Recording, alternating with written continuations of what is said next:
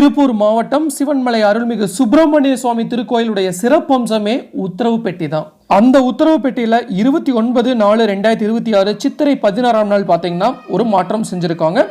மாற்றம் செய்யப்பட்ட அந்த பொருளுடைய விளைவு தமிழக சட்டமன்ற தேர்தலில் யார் வெற்றி வேட்பாளர் அப்படிங்கிறத தீர்மானிக்கக்கூடிய முன்கூட்டியே அறிவிப்பாக இது கருதப்படுது.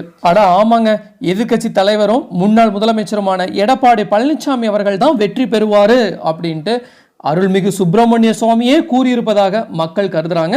ஏன்னா உத்தரவு பெட்டியில் மாற்றம் செய்யப்பட்ட அந்த பொருளுடைய அர்த்தமே அதுதாங்க. இன்னைக்கு நாம இந்த வீடியோல மாற்றம் செய்யப்பட்ட அந்த பொருட்கள் என்ன, எதனால நாம எடப்பாடி பழனிசாமி அவர்கள் தான் வெற்றி பெறுவாரு அப்படின்ட்டு ஆணித்தனமா சிவன்மலை ஆண்டவர் சொல்றாரு. அண்ட் ஆல்சோ இந்த சிவன்மலை ஆண்டவர் பிளஸ் உத்தரவு பெட்டியுடைய முழு வரலாறு தான் நாம இன்னைக்கு நம்ம வீடியோல பார்க்க போறோம். இந்த ஆலயத்துல தமிழகத்துல வேற எங்கும் இல்லாத வகையில ஆண்டவன் உத்தரவு பெட்டி அப்படிங்கிற பெயர்ல ஏதேனும் ஒரு பொருளை கண்ணாடி பெட்டிக்குள்ள வச்சு பூஜை செய்வாங்க. இந்த உத்தரவு பெட்டியில் சில குறிப்பிட்ட பொருட்களை வச்சு பூஜை செய்ய வேண்டும்னு பக்தர்கள் சிலருக்கு கனவுல தோன்றும். தனக்கு வந்த கனவு பற்றி கோவிலுக்கு வந்து நிர்வாகிகளிடம் பக்தர் கூறினால் சுவாமியிடம் பூ கேட்டு அதில் வெள்ளைப்பூ வந்தால் பக்தர் சொன்னது உண்மை என்பது நிச்சயமாகும். அதுக்கப்புறம் தான் பக்தர் சொன்னதை உத்தரவு பெட்டியில் வச்சு பூஜை செய்வாங்க. சித்திரை 16ஆம் தேதி 29/4/2026 உத்தரவு பொருளில் என்னென்ன பொருள் வச்சுருக்காங்க அப்படின்னா, மண் கலயத்தில் தீர்த்தம், மண் கலயத்தில் மண், ஏற்கலப்பை, பிரம்பு, இந்த 4 பொருளை வந்து வச்சு பூஜை செய்யப்படுதுங்க. சிவன்மலை ஆண்டவன் உத்தரவு பெட்டியில் வைக்கப்படும் பொருட்கள் ஒவ்வொன்றும் ஒரு சிக்னல் போல பார்க்கப்படுது. 29/4/2026 அன்னைக்கு வைக்கப்பட்டிருக்க இந்த பொருள்ல ஏற்கலப்பை மற்றும் பிரம்பு வைக்கப்பட்டுள்ளது அப்படிங்கிறது மிக மிக முக்கியமான ஒன்றாக கருதப்படுதுங்க. உத்தரவு பொருளும் அதனுடைய தாக்கம் என்ன அப்படின்னா, விவசாயத்துல ஏதாச்சும் மேன்மை ஏற்படுமா? ஏன்னா ஏற்கலப்பை அப்படிங்கிறது விவசாயத்தின் அடையாளம். இது மண்ணையும் உழைப்பையும் குறிக்குதுன்னே சொல்லலாம். வரும் காலத்துல விவசாயம் செழிக்கும் என்பதற்கான அறிகுறியாக இது பார்க்கப்படுதுங்க. பிரம்பு அப்படிங்கிறது சட்டம் மற்றும் ஒழுங்கை வந்து குறிக்கும் ஒரு பொருளாக பார்க்கப்படலாம். ஸோ பிரம்பு அப்படிங்கிறது அதிகாரத்தையும் தண்டனையும் குறிக்கும்னே சொல்லலாம். சமூகத்தில் இல்லைன்னா சட்ட ரீதியாக ஒரு கண்டிப்பான ஒழுங்குமுறை வரப்போவதை இது குறிக்குதுன்னே சொல்லலாம். தவறு செய்பவர்களுக்கு தண்டனை கிடைப்பதும் சட்டம் தன் கடமையை சரியாக செய்வதும் இதன் மூலம் உணர்த்தப்படுதுன்னே சொல்லலாம். இந்த உத்தரவு பெட்டியில் இருக்கும் பொருளால் அரசியலில் ஏதாச்சும் மாற்றம் ஏற்படுமா அப்படின்னு கேட்டிங்க அப்படின்னா, ஸோ பொதுவாக பார்த்தீங்கன்னா ஏற்கலப்பை பெட்டியில் ஏறும்போது விவசாயம் சார்ந்த கொள்கைகள் இல்லைன்னா விவசாயத்தை பின்னணியாக கொண்டவர்களுக்கு அதிக முக்கியத்துவம் கிடைக்கும் அப்படிங்கிறதா மக்களோட நம்பிக்கையாக இருக்குது. அந்த வகையில் பார்த்தீங்க அப்படின்னா, அனைத்து இந்திய அண்ணா திராவிட முன்னேற்ற கழக பொதுச் செயலாளரும் முதல்வர் வேட்பாளருமான எடப்பாடி பழனிசாமி அவர்கள் வந்து வெற்றி பெறுவதற்கான வாய்ப்பு பிரகாசமாக இருக்குது அப்படின்ட்டு இந்த உத்தரவு பெட்டியில் இருக்கும் பொருளால் நாம் தெரிஞ்சுக்கலாம். ஸோ எதனாலன்னு பார்த்தீங்க அப்படின்னா, அவர் ஒரு விவசாய பின்னணியிலேருந்து வந்தவர்.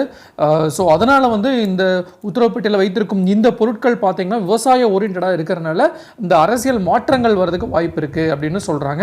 அண்ட் ஆல்சோ பிரம்பு அப்படின்னு ஒன் ஆஃப் தி ப்ராடக்டாக வந்து அது உத்தரவு பெட்டியில் இருக்கிறனால ஸோ திமுக அரசு செய்த பல்வேறு ஊழல்களை வந்து எடப்பாடி பழனிசாமி அவர்கள் வந்து கண்டுபிடிப்பார்.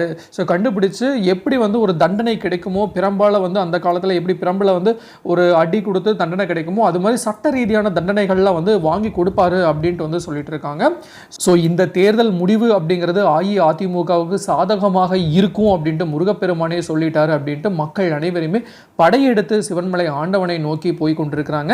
சிவன்மலை ஆண்டவர் உத்தரவு பெட்டியில் பக்தரின் கனவுல வந்ததாக கூறி ஏற்கலப்பை, தங்கம், ரூபாய் நோட்டுகள், துப்பாக்கி, மண், ஆற்று மணல், தண்ணீர், உப்பு, பூமாலை, துளசி போன்ற 100க்கு மேற்பட்ட பொருட்களை வச்சு பூஜை செய்யப்பட்டிருக்கு.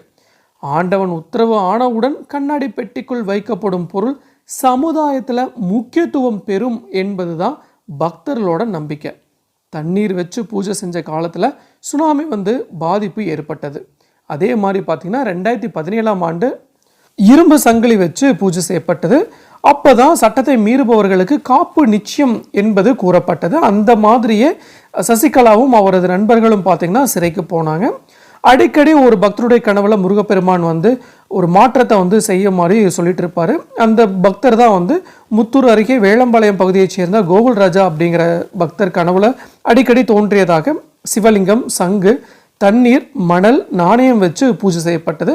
அந்த காலத்தில் தான் மணலுடைய விலை ரொம்ப அதிகமாகவும் மணல்னால ஒரு பிரச்சனைகள் வந்து அதிகமாகவும் ஏற்பட்டது. ஸோ அதே மாதிரி அந்த வருஷத்தில் 2022ஆம் வருஷத்தில் தை மாதம் 16ஆம் தேதி பார்த்தீங்கன்னா விபூதி மஞ்சள் குங்குமம்லாம் வந்து வச்சு பூஜை செய்யப்பட்டது. ஸோ இதனால் தமிழகத்திலையும் சரி இந்தியாவிலும் சரி என்ன நடக்க போகுதுன்னு பொறுத்திருந்தான் பார்க்க வேண்டும் அப்படின்லாம் நிறைய பேர் சொல்லியிருந்தாங்க. ஸோ முதல்ல இந்த பொருளை பற்றி பக்தர் கூறியவுடன் பூக்கட்டி போட்டு பார்க்கப்பட்டது. சாமி உத்தரவிட்டவுடன் கண்ணாடி பெட்டிக்குள்ளே ஏற்கனவே வைக்கப்பட்டிருந்த பழைய பொருள்கள் அகற்றப்பட்டு புதிதாக இந்த பொருளை வந்து வைப்பாங்க. இதே மாதிரி பார்த்தீங்கன்னா 2022ஆம் ஆண்டு கண்ணாடி குவளைக்குள்ள உப்பு நீர் நாணயங்கள் கபாலீஸ்வரர் என்ற சிவலிங்கம் வச்சு பூஜை செய்யப்பட்டது. அந்த சமயத்தில் நிறையா கோயிலெலாம் வந்து புதிதாக புனரமைப்பு செஞ்சு அதுக்கான கும்பாபிஷேகம் வந்து செய்யறதுக்கு ஏற்பாடு செஞ்சுருந்தாங்க. ஸோ இது வந்து 6 நாளுக்குள்ளேயே ஒரே நபர்கிட்ட 2 முறை உத்தரவு பெட்டியில் மாற்றம் செஞ்சாங்க. ஸோ அதுக்குள்ளே அந்த வருடமே பங்குனி 7ஆம் தேதி உத்தரவு பெட்டியில் புதிய மாற்றம் செஞ்சுருக்கு. அதில் வந்து பருத்தி பஞ்சு சோழி ஆகிய 3 பொருளை வச்சு பூஜை செஞ்சாங்க. ஸோ இது மூலமாக பார்த்தீங்கன்னா ஜவுளி தொழில் மற்றும் ஜவுளித்துறை ஏற்றம் பெறுமா இல்லை நெசவாளர்களுக்கு பிரச்சனை தீருமா அப்படிங்கிற மாதிரி ஒரு கருத்துக்கள் நிலவி வந்தது. ஸோ அப்போ தான் யாருமே எதிர்பார்க்க முடியாத அளவுக்கு அந்த எக்ஸ்போர்ட் ப்ராடக்ட்லாம் அதிக அளவில் நடக்க வாய்ப்புகள் இருக்குமான்னு நினைக்கிறதுக்குள்ள பருத்தி விலை சுமார் 1 லட்சம் வரைக்கும் விற்பனை ஆகிட்டு இருந்துச்சு.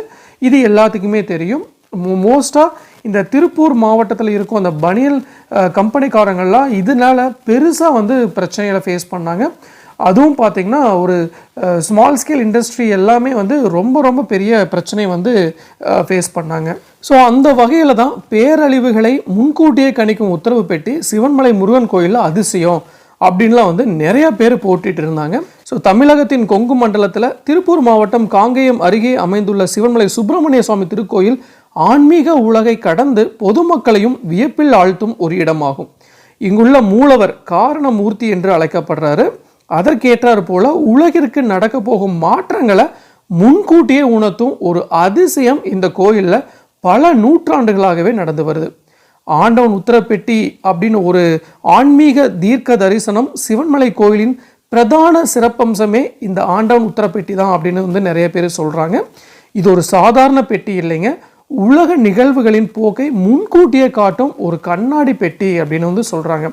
இது எப்படி தேர்வு பண்ணுவாங்க அப்படின்னா, சிவன்மலை ஆண்டவர் தனது பக்தர் ஒருவரின் கனவில் தோன்றி ஒரு பொருளை குறிப்பிட்டு அதை இந்த பெட்டியில் வைக்குமாறு ஆணையிடுவாங்க. அந்த பக்தர் கோயிலுக்கு வந்து சொன்னதும் அர்ச்சகர் சுவாமியிடம் பூ கேட்டு அனுமதி பெற்ற பின்னரே பெட்டியில் உள்ள பழைய பொருள் மாற்றப்பட்டு புதிய பொருள் வந்து வைப்பாங்க. பெட்டிக்குள்ளே வந்த பொருட்களும் நடந்த அதிசயங்களும் இந்த உத்தரவு பெட்டியில் வைக்கப்படும் பொருட்கள் சமூகத்தில் ஏற்பட போகும் மாற்றங்களை நேரடியாக குறிக்கின்றன அப்படின்னு சொல்லியிருக்காங்க. இதுக்கு நிறைய வரலாற்று சான்றிதழ் சம்பவங்கள்லாம் இருக்குது, நான் முன்னாடியே சொன்ன மாதிரி தான். ஸோ இதே மாதிரி சிவன்மலையில் பிற அற்புதங்கள் உத்தரவு பெட்டி மட்டும் இல்லாமல் இந்த கோயிலில் இன்னும் பல சிறப்புகள் அதிகமாகவே இருக்குது. ஸோ இது வந்து சித்தர் குகை அப்படின்னு ஒரு இடம் இருக்குது. இன்றைக்கும் பார்த்திங்கன்னா இக்கோயிலில் சிவவாக்கிய சித்தர் வாழ்ந்து வருவதாக நம்பப்படுது. அங்கு அணையாத தீபம் எரிந்து கொண்டிருக்கிறதுனே வந்து சொல்கிறாங்க.